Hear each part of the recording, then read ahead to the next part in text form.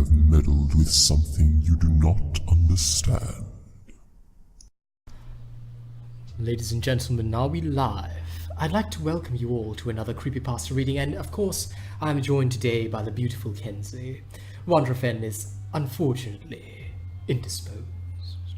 Now, today we are going to read a tale for you called The Lord of the Scarecrows. And if you have not heard it before, then let me tell you, this is a ritual for all of you to seek the darkest vengeance that your heart desires. And I know I certainly have a name on that list. But I shall avoid mentioning that. Kenzi doesn't need to know of my deeper sorrows. Petty. Petty or simply dark? Pity. 'Tis a pity. Oh, pity. Thought you said petty, but I'm not petty. Anyway, we shall begin the tale. In this place where tales of terror draw forth the most loathsome of emotions, stop for a moment, dear seeker, and reflect.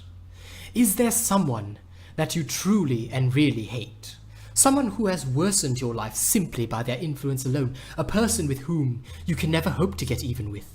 Perhaps a former friend turned to betrayal, an ex-lover whose wanton heart left yours in pieces, perchance an employer, a family member, a stranger who inflicted the barest of slights. Think hard, and if you come up with an answer, then know this: you can have your revenge. In an isolated field, in a place where civilization has worn thin into the whelming green of nature, you will find the thing you seek. It'll not be an easy journey, and there's no guarantee you will emerge from this ordeal unscathed. But if you are truly serious about this hatred, if your heart burns with unspeakable vengeance, then, my child, arise one morning at dawn and steel your will. You will need every ounce of determination you can draw from your reservoir of hate. I see. When you are sufficiently ready, go and procure a vehicle, one that you won't mind taking through rough and open country. Ensure that it is well fueled and well maintained. You will not have the luxury of pit stops on this trip. Ideally, you should bring with you any victuals you feel necessary to sustain yourself. But if nothing else, bring with you a map and some form of location device. Becoming lost is an integral part of this process, and presumably, you'll want to find your way back.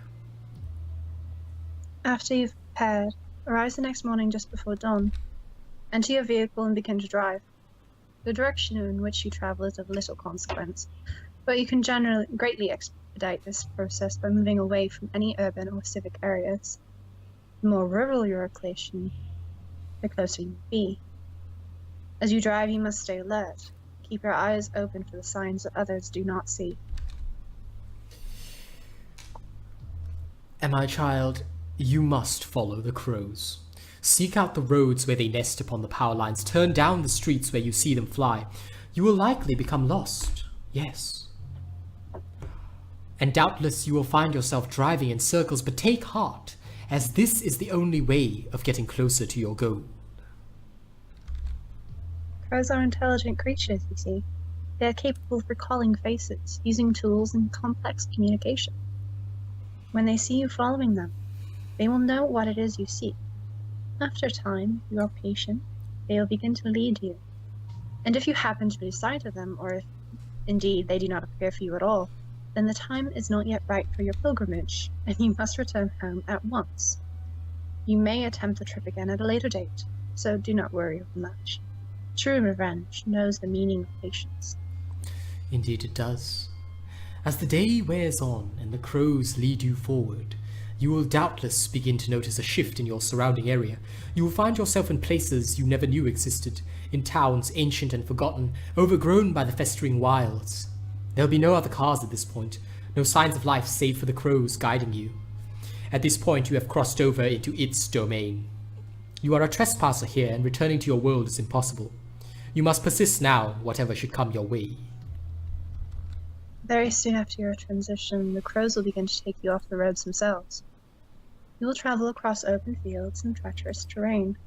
If you are careful in your selection, your vehicle should be able to navigate most of these challenges. But eventually, there will come a point at which you can drive no further.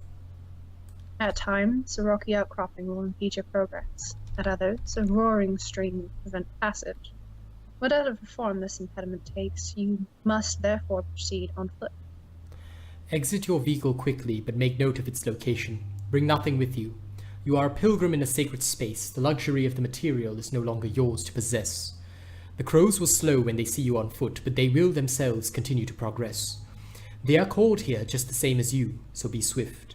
No matter what, you must return to your vehicle before the sun sets. Night in this place is not hospitable to intruders, and the seething things that skitter and click in the dark places of this world are always hungry.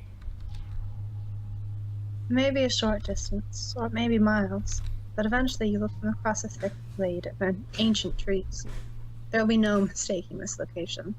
Crows will fill the air, gathering from all directions and converging upon the blighted wood. As you pass through the trees, you will see a greater multitude of the dark fowl than you have ever seen before. They will line every branch, cover every root and patch of land. Yet, in spite of the preternatural numbers, there will always be a whelming quiet over the earth, with the only sounds being the faint rustle of wings of new arrivals, each eager to take its place in the arboreal auditorium. Blah. As you reach the edge of the wood, you will find it open into a large rectangular field, surrounded on all sides by forest. The ground itself will be withered and barren, ringed by the blighted remains of plants that foolishly grew too close to the sanctuary. The air here will be cold and acrid, and you will likely begin to feel weak as the very ground you stand on repels the life burning impiously inside you. It is here, in the center of this place, that you will find the Lord of Scarecrows.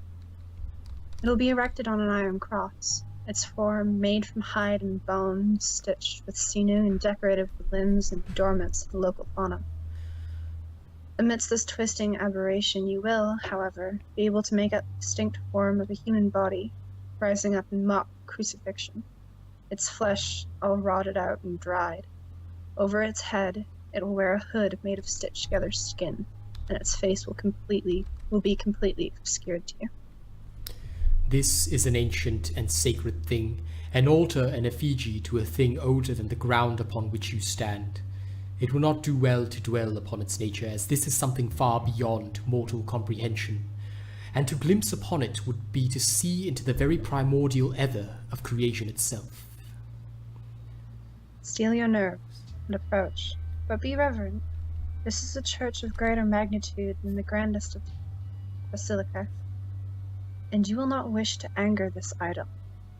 In its right hand you will see, clutched tight, a knife of blackest obsidian, wickedly sharp, the handle carved from bone. In the other it will bear a roll of coarse cloth. Take both, gently and humbly. It will yield them to you. Kneel before it and state that you wish to make an offering of a sinner, and then using the knife, make an incision somewhere upon your body. The bite of the blade will be sharp and swift, and you will bleed quite profusely. Be careful not to wound yourself fatally, lest all this effort be wasted. Gathering the blood pouring from your rent flesh, scrawl the name of your intended target upon the cloth. As you write, think upon the sins this person has committed, every act of cruelty, every bitter, unfair word or deed. It does not matter how trivial. All that matters now is the hate that burns inside of you. It will likely surprise you with how much blood it takes to write the full name of your sacrifice, but you must persevere. When you have finished, roll the cloth tightly up and carefully peel the hood just far enough to reveal the skeletal mouth of the effigy. Insert the cloth between its parted teeth, then return the hood to its original position. Now slather the knife with your blood so that the blade is completely coated. Once it drips with crimson life, plunge it into the heart of the idol and speak these words. My sacrifice is made. You are free to go, but make haste. Doubtless you will have little time before the dying sun sets behind the horizon. As you make your way back out through the forest, you will no longer hear the tranquil silence. The air will be filled with whispers, with the recitations of sins and wicked deeds. Do not linger here. When you return to your vehicle, begin driving until you reach the road, and then go as fast as you can toward the direction of the setting sun. The shadows of this place will begin to grow and shift, but if you have followed these directions perfectly, just as the sun sinks down, a blinding flash should consume the horizon, and when it fades, you should be back in the world of the living, your car idling on an empty but otherwise normal street. Find your way back home and rest. You have earned your reward. Over the next year, the victims whose name you offered will begin to wither. All goodness and fortune will quit their lives, and every endeavor you will bring them to only bitter tragedy. When, at last, they finally die, 1 year from the moment you completed the ritual, they will be broken thoroughly, in mind, body, and spirit. At last, your vengeance will be satisfied. From that day forward, however, you will always be unsettled by the sight of the crows, and the hushed whispers they bring beneath their ebony wings. You will feel as if they watch you, keeping track of every vice, of every sin and misstep, and not just of you, of everyone, of everything, almost as if they existed only to observe, and to relay the wickedness of man to it that waits, with silent anticipation, to serve as its ultimate executioner. For in the end, my friends, no one can stop death. And that was the tale of the Lord of the Scarecrows. Thank you for listening, and we shall see you in the next one.